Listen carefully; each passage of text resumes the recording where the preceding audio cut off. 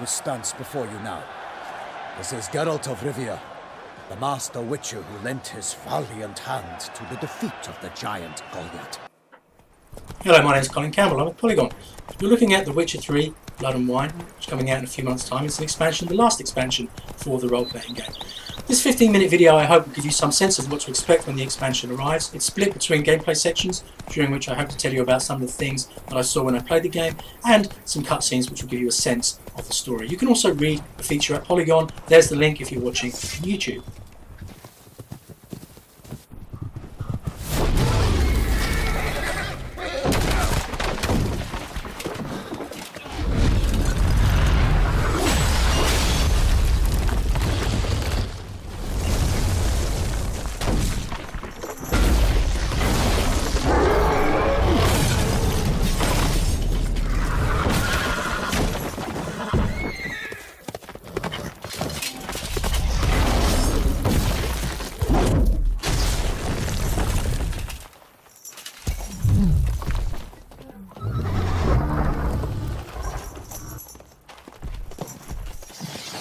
The first Witcher game came out in 2007. The Witcher 3 came out almost exactly a year ago. This is the second expansion. It's said to last between 20 and 30 hours. It takes place in a region called Toussaint, which is loosely based on the south of France, and it's much prettier, I suppose, than some of the places we've seen before in the Witcher games. It is a verdant land, it is a peaceful land, and it's also, to a certain extent, comedic. You see some of the other characters here. These are knights, local knights, and they speak in a sort of Don Quixote way. They have this reverence for courtly manners. And the game takes place, the centre of the game is a great big festival, a tournament in which all those courtly manners can be given full play. The story revolves around a bunch of murders of noblemen. There seems to be some sort of connection between their death. They are seemingly being murdered by a monster, not this monster, a much more terrifying one. This is just an ogre that he comes across on his travels. We'll talk some more in a moment. Here is another cutscene.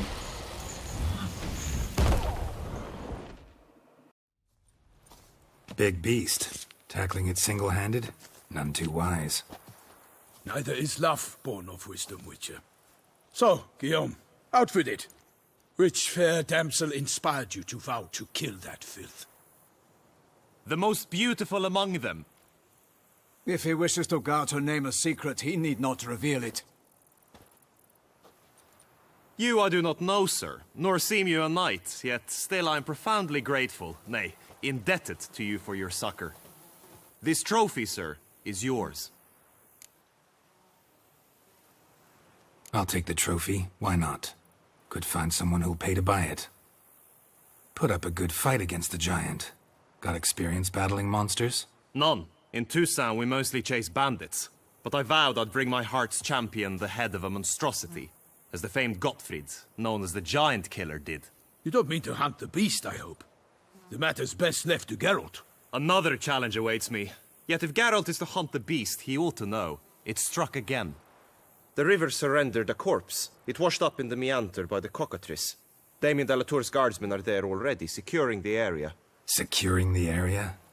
Better go there now before they trample any tracks, manhandle any evidence.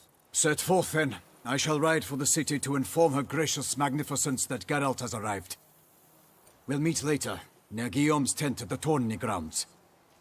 I shall take you then to see her grace.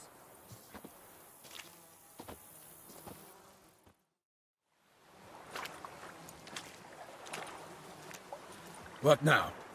This isn't the site of the murder. We know that. Current brought the body here. Corpse got caught in the nets. Guardsmen pulled it out, put it in a boat and took it somewhere. Need to find out where. I'd like to look at the corpse before it starts to decompose. The inn. Its patrons must have seen the guardsmen, which direction they took. We should ask there.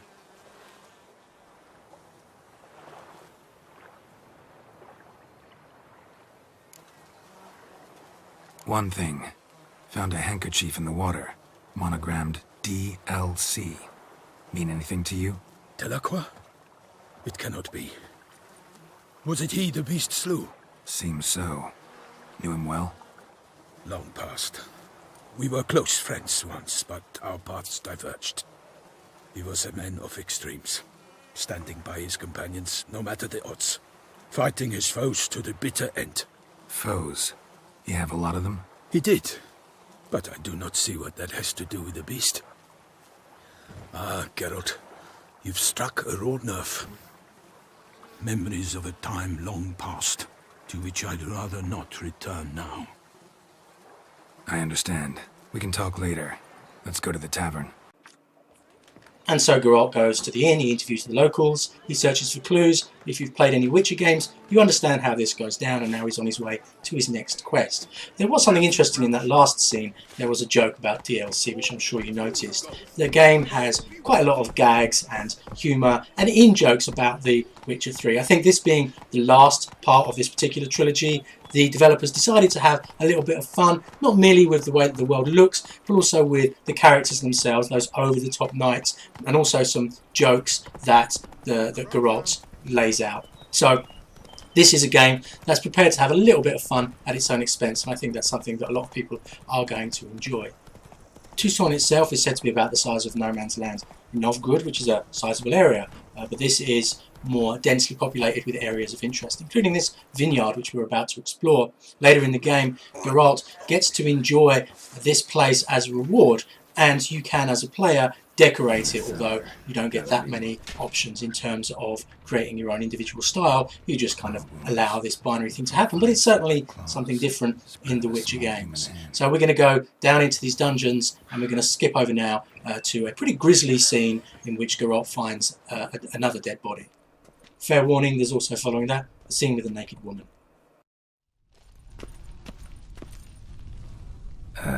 Stinks. Waterlogged. Both hands amputated. Body was quartered just as I thought. Laid in water for some time. Head swollen, and something took a few bites out of it. Something in the throat. A pouch, bulging with coins. Nilfgaardian florins, from several different provinces. If the murderer did this, means we're dealing with a sentient thinking beast. Body was chopped up after death. Blows struck with great force, but bones sliced through, not crushed. Creature that killed him had long claws, sharp as a witcher's blade. First sank its claws into the victim's heart. No Bruxa did this. Third hand. A spare? Except it's clearly not the victim's. Guardsmen must have not noticed it as they picked everything up. How's this possible? Still warm. Blood still flowing?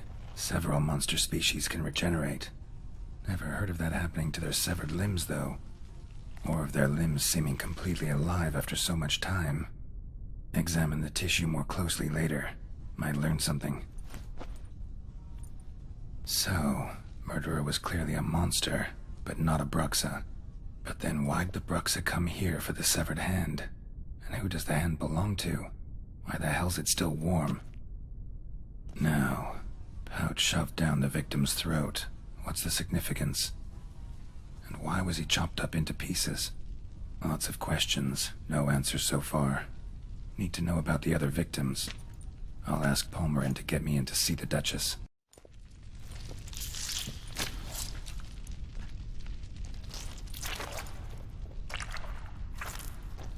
You. Saw you at the inn.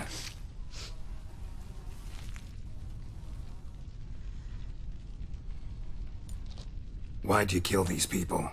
Clearly wasn't for their blood.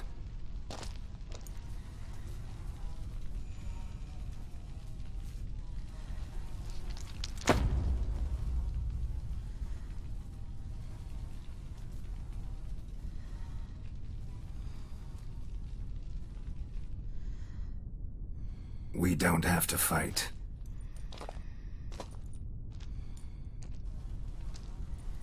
You are wrong.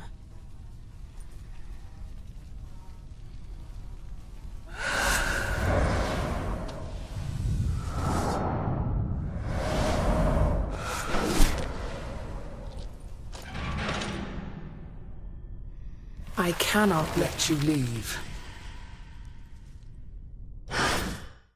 So here's a battle with that vampire, obviously extremely challenging. You're going to need to have a level 35 character, that's the recommendation, which is pretty much where you would be if you finished the main quest in The Witcher 3. With this battle, it's not so much about figuring out the patterns of the enemy. She can do what she likes in terms of sneaking up on you and being invisible. You're going to have to make use of potions, poisons, and, as you'll see in a moment, a bomb. There's a whole new upgrade tree that's also been added to combat. These upgrades are called mutations, and they deliver powerful punches, I suppose you could say, to the signs that you use during those attacks. These 12 mutations add an extra layer to combat strategy, while also giving Geralt heavy endgame powers. In one, for example, he was able to freeze attackers en masse as they crowd around. This part of the game, it's too early to show you those. I mentioned a little bit earlier about how you can decorate your vineyard. There's also more personal choices that can be made in terms of your armour and the clothes that you wear. There are dyes that you can research and find, and you can apply those to your clothes. You can also demonstrate your clothes within your home. Just as we watch this fight come to an end, a few more bits of information that comes through on the bump. We're promised 30 new weapons, 20 new monsters, 90 quests and 40 points of interest. You'll also notice if you get this game that the user interface has been tidied up, which with complex RPGs is always a good thing.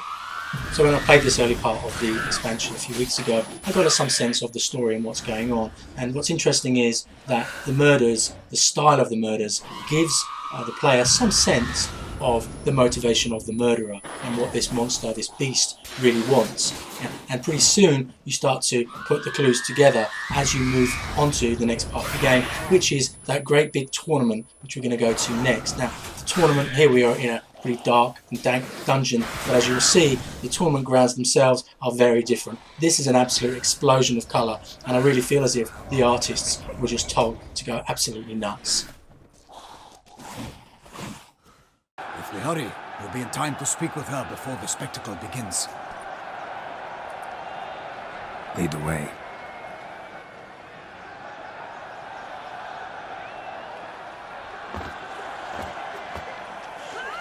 Who's fighting? Nilfgaardian gladiators? Close, but not quite. As we'll soon see. Someone's gonna fight a shell noir? With only some bells on its tail to confuse it, slow it down? Whatever is the problem? The beast is a gift from the Emperor, no less. Let's go.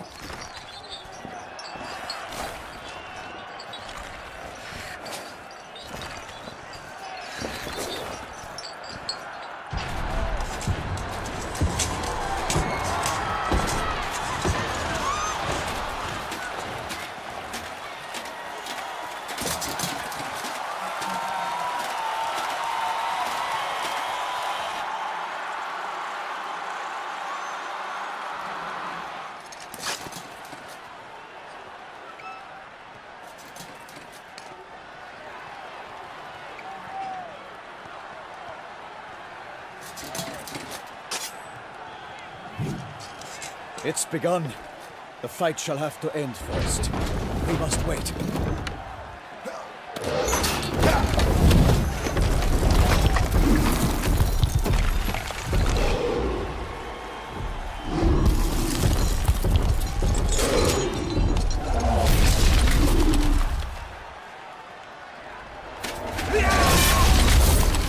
Got a bad feeling about this.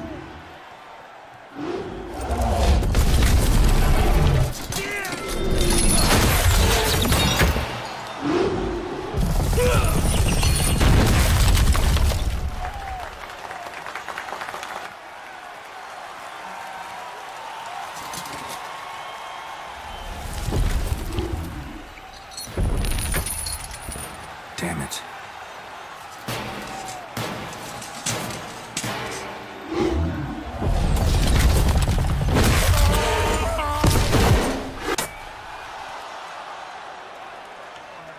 We have to help him.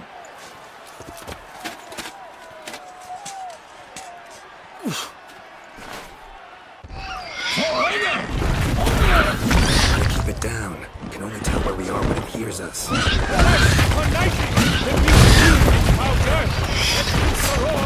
Knocked into earth.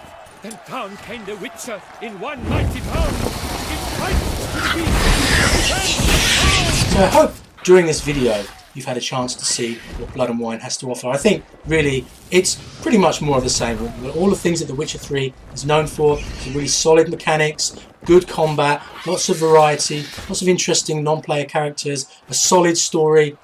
I think you're going to see more of that when this expansion arrives. Is it true virtue always trumps villainy? Yeah.